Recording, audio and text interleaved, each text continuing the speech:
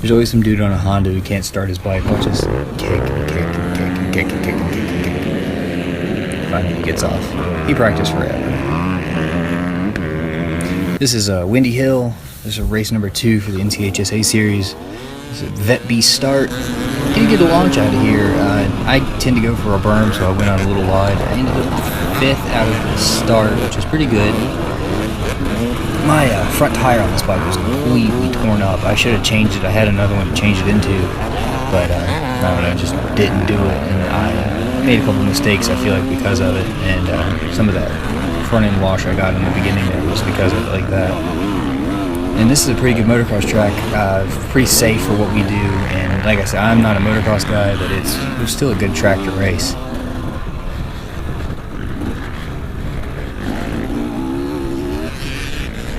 You hear me saying that the first race we had, I had a really bad performance because my heart rate got too high and I wasn't breathing effectively, and then so it made it so it was really hard for me to, like, I couldn't feel my hands anymore. I made a good spot there by being able to actually jump that tabletop, and it came in nose heavy on that second one. Actually being able to having practice it and like go out and jump a couple things and get real kind of comfortable, it actually paid off and made it so I could make up a couple places later on in the race. This track really held up really well. It was this odd mix of like sand and clay, and the motocross track was wet, so it had been sprayed, so it was almost like wet kitty litter, I guess is the best way to describe it. Nope, breathe. There's more. I'm saying breathe again because I can feel myself getting all ramped up. I just gotta make sure I keep myself calm, and then that way I can maintain throughout the race. This eventually becomes scoring, and then it's off the motocross track into the woods. And like I was saying about the soil here, it was cool because it was sandy, but it was also kind of like thick. But like in some of these sections, like over here, it was like 10 inches deep of just straight sugar sand. And if you didn't have an established line or something, you could just bury your front end and crash. And I did twice later on in the race, come through a turn, just blow a berm out or something, and drop the bike. It was fun in the sand though, because you can kind of just open the bike way up and stay on it. It's good for some high-speed stuff. There's more of that deep sand. A good rut got established there eventually. But you watch my front end just kind of wiggle all over the place like that. It's just how deep it was. You had to be back on the throttle out of the turns. There was a guy sitting there eventually that had a camera taking pictures of spots. That hole was so deep you bottom up suspension if you didn't wheelie through it later on.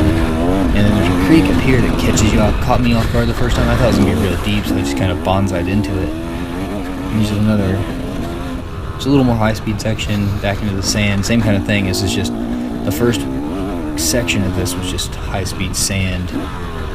And a lot of fun. I really enjoyed that part of the trail until we got into the woods. It was coming off the high-speed stuff and dropping. No front brakes. Oh, I was telling myself no front brakes because this is how deep the sand is. Deep breaths. This is a good flowing wood section they had. And they had these little bridges over some of these more boggy sections. This part never really got that torn up, but there are some sections here that got is this black peat moss kind of dirt. Here we go. Motocross, not my See, forte. me telling you what's going on. It's just, I'm not a motocrosser. Woods though, I like woods. Check them 6, make sure there's nobody needing to get past me. Here's more of those bridge sections. They were cool that they had them, but the sections they had them in, there was only like 1 or 2 spots where it was really important to have them. Gotta stand up. Me always telling myself I gotta stand up because I don't stand up enough. This section right here where you come down and you wiggle through these trees, and there's this big swampy bog. I actually went off this into that little section right here in front of that tree and actually got back on the trail. This is all one big ladder that's covered in chain link, and it was really cool, but either side of it was like tank deep peat moss. It was terrible.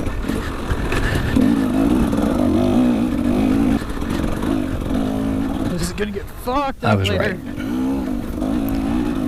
We'll pass this guy. He was, I don't know if he's getting gassed or what he was doing. He was moving kind of slow for being, this is still only first lap. calm down. You're And then when I alright. get somebody behind me, I freak out, so I had to kind of just back off to let him make sure that I wasn't getting too worked up. The trail would go from being like tight woods into wide open sand, and then it would go straight back into the woods. This section, I don't know why they didn't have it blocked off a little better. Maybe they wanted you to make horrible choices into your lines, but this is what happened. I always went wide there. A lot of guys started going inside of that. And it was, I don't know which was better, but the inside line kept getting beat up, so I always kept going outside. And this is more of the tight stuff. I like this. There was a lot of this in this trail that never really got that chewed up, and it made it for a really fun race. This is the stuff we ride when we're going out to play ride, so I'm getting pretty comfortable kind of slinging through trees. Somebody pulled over on the first lap. Huh? I guess that's from the first race of the season. I was doing the same thing, so I can't really judge him that much.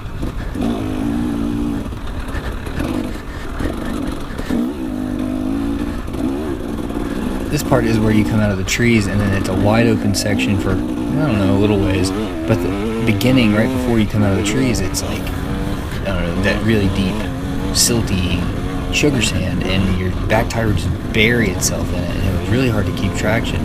You'll hear a guy here in a second coming into this turn. That guy was on my ass all through here.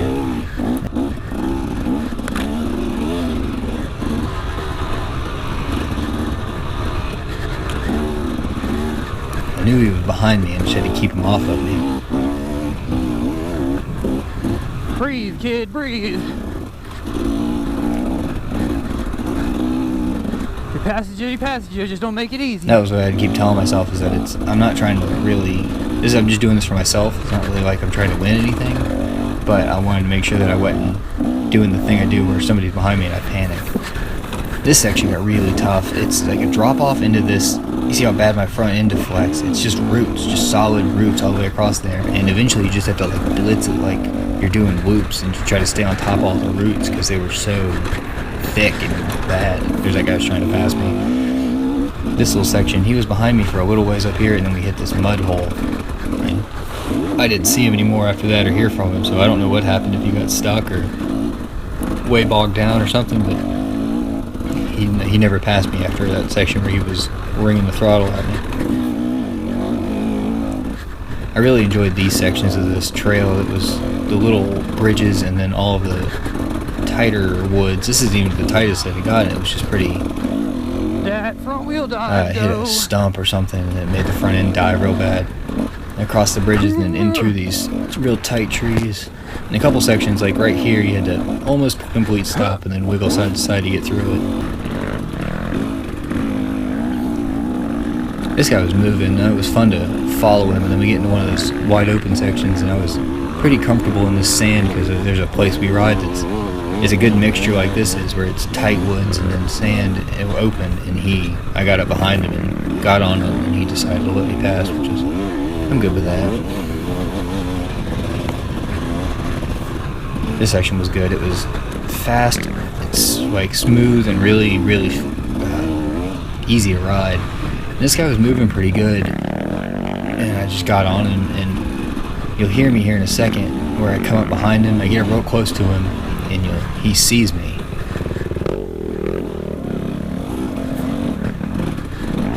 There he is. And he knows I'm there, and then he keeps me off of him. And I don't usually rev bomb people, but I could tell I was gonna start pushing him, and I didn't want to make him right over his head, make him crash or something. I'm glad he pulled over. Always thank the people that pull over. It's a nice thing to do. This section right here gets fucked up. That bridge gets broken in half, and that turns into this bog that you can't get out of. It's so deep. It was so dumb. They actually rerouted after that. When I get somebody in front of me or somebody behind me, I either chase or I run. I'm not good at being by myself and keeping really good speed. So this guy got in front of me, and I started trying to chase him, and he made a little mistake, and I got past him. And another little mud hole, and move on. There's a place up here. This is all chain link covered on pylons, and it was eventually that mud so deep that it just didn't matter that it was there. You were still just deep, thick, black mud. And I'm all for people spectating. Those kids were eventually walking down the middle of the trail, and I almost hit them. and I'll stop, but the pro guys won't stop, and that's what gets scary. This turn every time gave me issue. Like I couldn't get through that smooth or fast. I always had to just stop. After the little downhill, you end up back over here into the motocross track, and watch me almost jump myself into oblivion. I couldn't read the course very well and didn't remember that one wasn't a straight jump, it was kind of an angle, so I almost killed myself. All the downhill sections on this thing eventually got beaten up with braking bumps. It was just people dragging their brakes down the hill, and you gotta stop, I get it, but it just drives me nuts. There's some places where I wouldn't brake, and there'd be these braking bumps that were pretty much just fully compressing your suspension. You get comfortable with these, kind of start launching them. And they're only tabletops, but for somebody who doesn't run motocross very often, it was a lot of fun. This jump is weird. It was like a face jump, so you went just straight up a wall. It was supposed to slow you down. And if I went nose heavy, I would die. I did that 2 more times. I never learned my lesson from just jumping myself into the ground. You'd think I would. This course was a lot of fun. I hope they do it again. I think they do it every year. I'll willingly come back. This place is great. The sand and the mix of soil and everything was cool, and just the race atmosphere was fun. I hope you guys enjoyed the video and you see me rolling into scoring up here. I ran Vet B and ended up second in my class, and I don't know, maybe I can make some improvements and start winning some stuff, but we'll see what happens. Thanks for watching. Peace.